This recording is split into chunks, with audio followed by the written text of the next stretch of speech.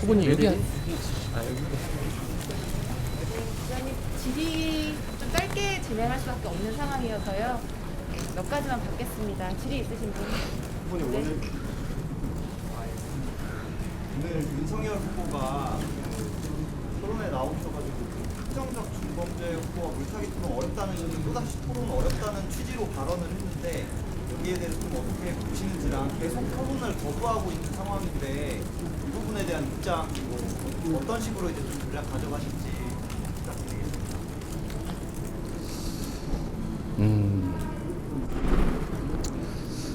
대선 후보의 토론은 선택사항이 아니라 국민을 위한 의무사항이다 이렇게 생각해 주시는 게 좋을 것 같습니다. 싫다고 안 하고 좋다고 할 수 있는 게 아니다.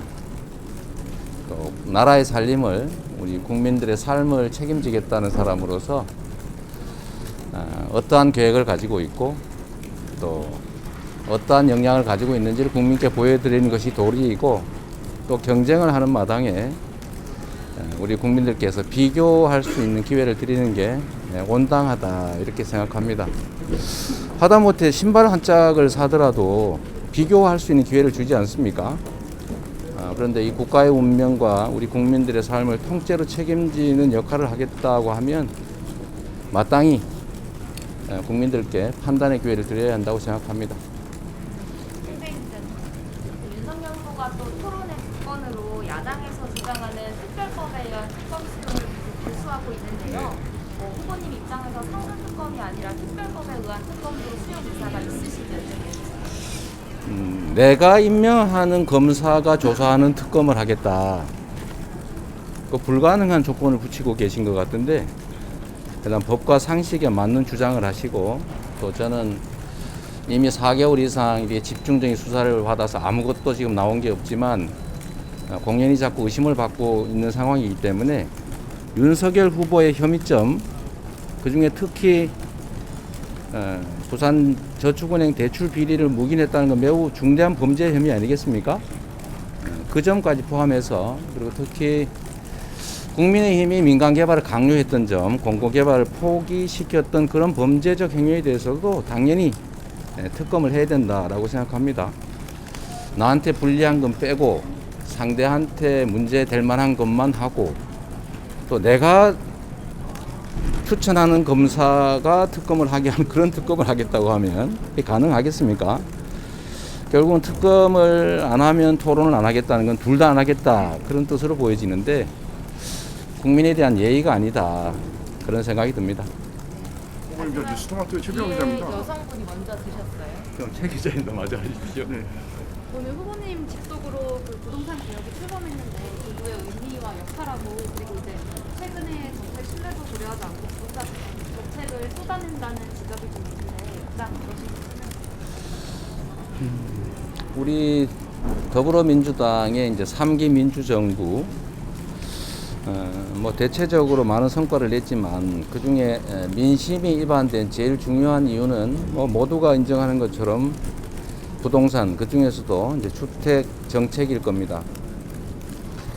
시장이 공급이 부족하다라고 이제 인식하면 당연히 공급을 늘리는 쪽으로 정책을 해야 이 수요 공급이 적정하게 균형을 맞춰서 시장이 안정이 되는데 시장이 공급이 부족하다고 인식하는 상황에서 이제 수요 통제에 집중하니까 시장이 좀 왜곡된 측면들이 있습니다. 그래서 지금부터는 이제 시장을 존중하고 또 세금이라고 하는 것은 누군가를 제재하고 억압하기 위해서가 아니라 국가 재정 수요를 충당할 목적에 의한 제도이기 때문에 좀 다른 용도로 사용되지 않는 게 바람직합니다. 그렇기 때문에 지금은 이제 공급 확대를 위해서 첫 번째로는 다주택자들이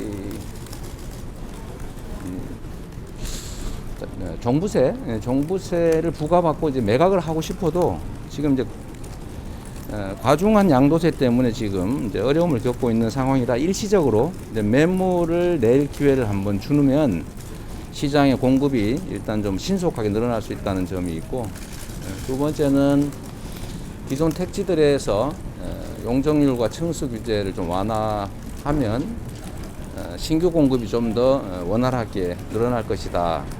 그리고 셋째로는 가능한 범위 내에서 택지 개발을 통해서 주택 공급을 장기적으로 늘린다는 그런 방향을 잡고 있습니다. 뭘 바꾼 게 아니라 이제 저는 시장을 존중하고 또 주택 시장 안정을 위해서 필요한 조치를 하는 것이지, 한번 원칙을 정했기 때문에 그게 시장에 악영향을 미치더라도 그걸 고집하겠다는 것 자체가 오히려 문제이기 때문에 행정 목표 달성을 위해서 유연하게 정책을 적용한다, 이렇게 생각해 주시면 고맙겠습니다. 오늘 여기까지 마쳐야 될 것 같아요. 우리 최 기자님만 더 합시다. 한 분만 더 네, 합시다. 그럼 기자님 짧은 질문 하나. 네, 이어지는 질문인데요. 그런데 오늘 박완주 정책위 의장이 종부세 완화에 대해서는 아직 정해진 게 없다, 방침이 정해진 게 없다 이렇게 말했는데 그것은 어떻게 생각하죠? 박완주 정책위 의장이 종부세 완화에 대해서는 아직 방침이 정해진 게 없다 이렇게 선을 그었는데요. 종부세 부분은 말씀드린 것처럼 이제 다주택자들에 대해서 이제 다주택을 억제하기 위해서, 그러니까 실제 집이 필요한 사람들이 주택을 보유할 수 있게 하기 위해서 종부세를 이제 중과하는 게 있습니다. 그런데 다주택자들의 이제 다주택 보유를 억제해서 주택 공급이 왜곡되지 않게 하겠다는 정책 목표라는 측면에서 보면, 저기 이제 소멸 지역에 소규모 농가주택을 주말 용도로 가지고 있거나, 아니면 뭐 시군 지역에 가족들, 특히 노부모들을 모시고 있거나, 이런 경우까지 거의 제재에 가까운 중과를 할 필요가 없다라는 점들을 우리가 동의하고 있습니다. 그중에 특히 최근에 문제된 게 이제 종교재산 또는 뭐 사회주택, 뭐 이런 여러 군데 이렇게 종중재산, 이런 것들은 좀 가중한 제재 형태의 종부세 부과할 필요성이 굳이 없는데 너무 이제 어려워져 하기 때문에 그런 부분들은 좀 교정해야 된다는 점까지는 대체적인 의견을 모아가고 있는 중입니다.